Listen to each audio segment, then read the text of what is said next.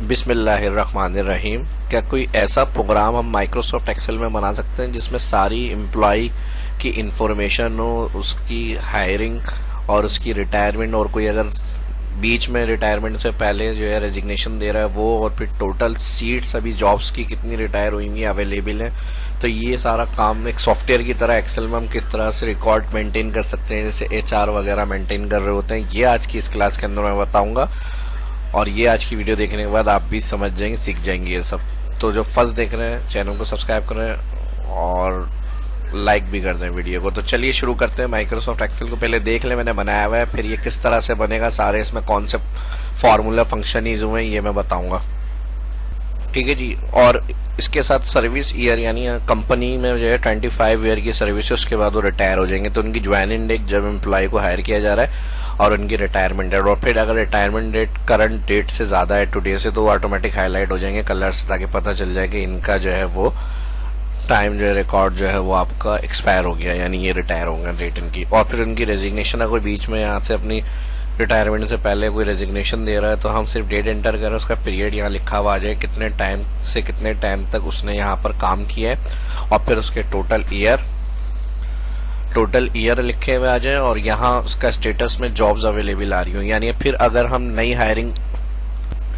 Hiring कर लेते हैं तो फिर यहाँ पर जॉब्स जो है वो जीरो हो जाए, यानी टोटल जो सीट्स हैं जॉब्स वो हमारी यहाँ लिखी हुई हैं। अब कोई भी एम्प्लॉय जैसे यहाँ से छोड़ के चला गया, तो करंट अभी 13 एम्प्लॉयज काम कर रहे हैं और यहाँ 3 जॉब्स अवेलेबल हैं, और मैं यहाँ पर जाकर अगर कोई नई एंट्री हायरिंग करता हूँ तो यहाँ पर जॉब्स कम हो जाएंगी। यानी हमने ये 3 गए हमारे पास से, हमने नई हायरिंग करी, सिंपल यहाँ देखें 2 जॉब्स अवेलेबल होंगे। फिर मैं यहाँ जो भी रिकॉर्ड्स होगा नई हायरिंग वो हम करेंगे, तो यहाँ पे जॉब जीरो होती रहेंगी। ऑटोमेटिक ये सारा काम किस तरह से हो रहा है अब देखें। यहाँ पे टोटल सीट्स 16 है, करंट भी 16 है, और यहाँ पर जो है ये अभी अवेलेबल जॉब्स जीरो आ रहा है। ठीक है जी।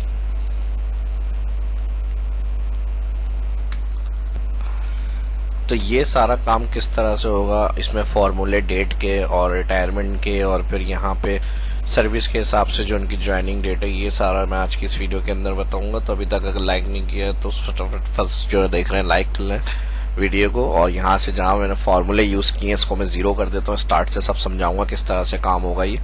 ठीक है जी। तो जहाँ पे हमारे पास फॉर्मूले थे वो मैंने क्लियर कर दिया। रिटायरमेंट के लिए हम आएंगे फर्स्ट में EO month, date cell click करेंगे, फर्स्ट कॉमा, ऊपर ईयर सर्विस, यानी इतनी टोटल यहाँ हमारे यहाँ सर्विस होगी, और उसके बाद रिटायर हो जाते हैं तो F4 करेंगे, और उसके बाद यहाँ मल्टीप्लाई कर देंगे 12 और ब्रैकेट कर देंगे किलोस। अब 30 जुलाई तक 31 जुलाई इनको रिटायरमेंट मिल जाएगी, और इंटर के बाद इसको कर देंगे ड्रैग, तो सबकी जो है रिटायरमेंट डेट आ जाएगी। अब रेजिग्नेशन है, यानी अगर ये पहले कोई बीच में छोड़ के चले गए, जैसे 25 दिसंबर को इन्होंने रिटायरमेंट कर ली 2026 में, एक एग्जाम्पल के तौर पे मैं दे रहा हूँ आपको। और फिर यहाँ पर जो है जैसे इन्होंने 10 सितंबर 2025 को रिटायरमेंट कर लिया, हम सिर्फ यहाँ इंटर करें, और फिर यहाँ कॉन्केटिनेशन लिखी हुई है, वो भी किस तरह होगी अभी बताता हूँ मैं। अब इन्होंने जो है वो 25 दिसंबर को रिटायरमेंट कर ली।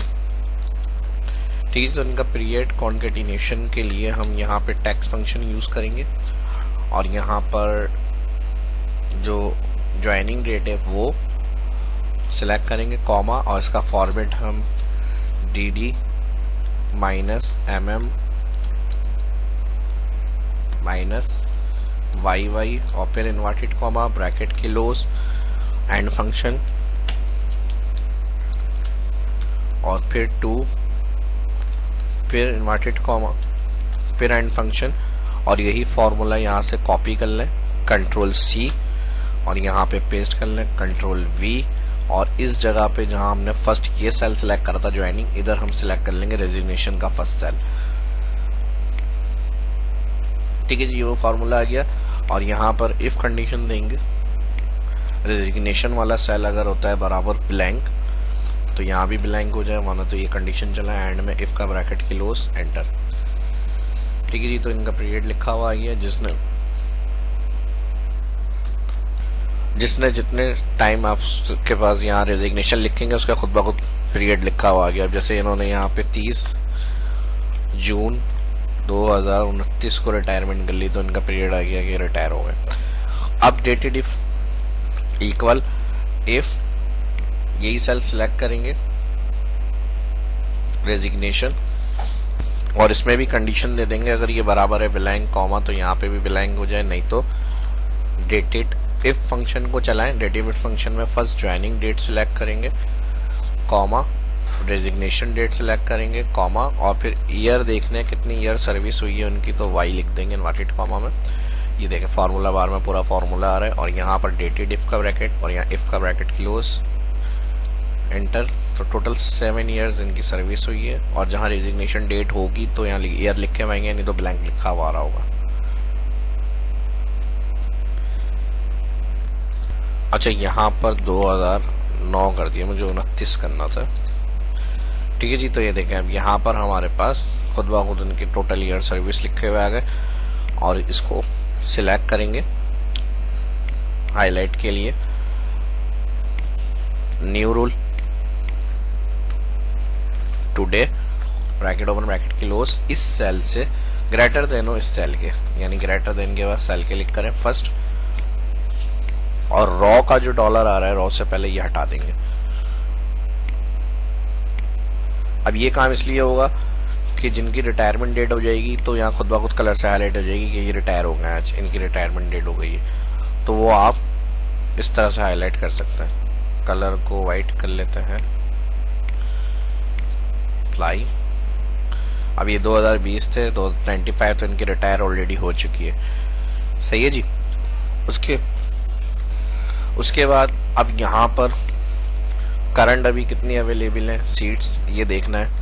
इसके लिए हम लगाएंगे इक्वल काउंट, ब्रैकेट ओपन, यहाँ देख लें फार्मूला बार में, और यहाँ से आप सिलेक्ट करेंगे, और यहाँ से एक्स्ट्रा सिलेक्शन कर लें, जितनी बाद में डेटा एंट्री हो तो रेंज में आपके सिलेक्ट होता रहे। तो यहाँ A2 से आप सिलेक्ट कर लें 1 लाख रॉ, और यहाँ से माइनस अगेन काउंट,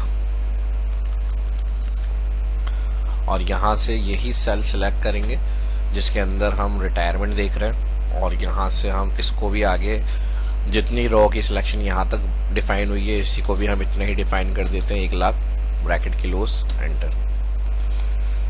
ठीक है जी, 4 रिटायरमेंट हो गई, 16 सीट्स हैं। तो यहाँ पर हमारे पास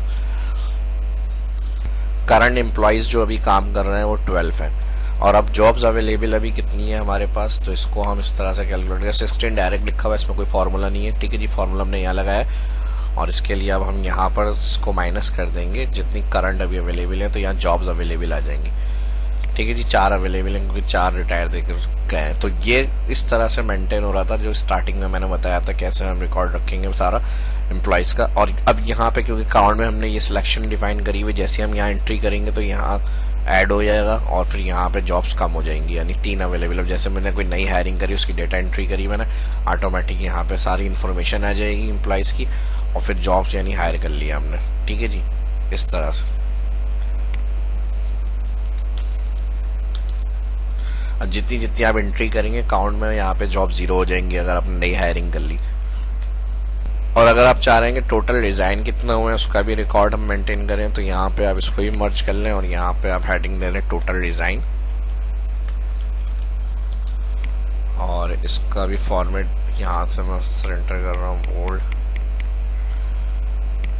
और यहाँ से इसको भी सिलेक्ट कर लेंगे मर्ज, और यहाँ ही जो काउंट लगाया था इस वाली रेंज का, यहाँ से आप इसको Ctrl+C कर लें कॉपी, और यहाँ पर आके Ctrl+V कर लें पेस्ट। तो यहाँ पर काउंट आ जाएगा कि कितने एम्प्लॉयज जो हैं वो आपके ऑफ करके गए रिजाइन देके। सही है जी, सारी इन्फॉर्मेशन रख सकते हैं इस तरह से, क्योंकि जब हम नई एंट्री करेंगे तो यहाँ वो रिकॉर्ड नहीं आ रहा होगा कितने एम्प्लॉयज ने ऑफ किया, क्योंकि यहाँ से हम जैसे नई एंट्री का रिकॉर्ड कर रहे हैं, जैसे एक नया रिकॉर्ड एंटर करा, तो यहाँ जॉब्स तो हमारे पास 16 हैं, 13 3 वो हो गई अभी अवेलेबल। तो यहाँ आपका वो आता रहेगा रिकॉर्ड जितनों लोग एम्प्लॉयज जो है वो रिजाइन देके गए। देखें अब जैसे यहाँ से हमारे पास 2 जॉब्स अवेलेबल हैं, फिल हो गई, ये वो, और टोटल रिजाइन वालों का रिकॉर्ड इस तरह आता रहेगा कि इतने आपको ऑफ करके चले गए। तो ये भी आप बना सकते हैं इस तरह से। तो जो जो इसमें हो सकता था वो मैंने कवर किया है, कुछ रह गया जो आप इसमें चाह रहे हैं तो वो आप खुद अप्लाई करके देखें। फिर भी अगर कुछ क्लियर नहीं हो तो वीडियो के डिस्क्रिप्शन में कमेंट में पूछ सकते हैं। अपना ख्याल रखें, वीडियो अच्छी लगी तो भरपूर लाइक्स करें, दोस्तों के साथ भी सोशल मीडिया पे इस वीडियो को शेयर करें। फर्स्ट जो देखें चैनल को सब्सक्राइब कर लें। शाह इस्लाम को इजाजत दीजिए, मिलते हैं नेक्स्ट वीडियो में। अल्लाह हाफिज़।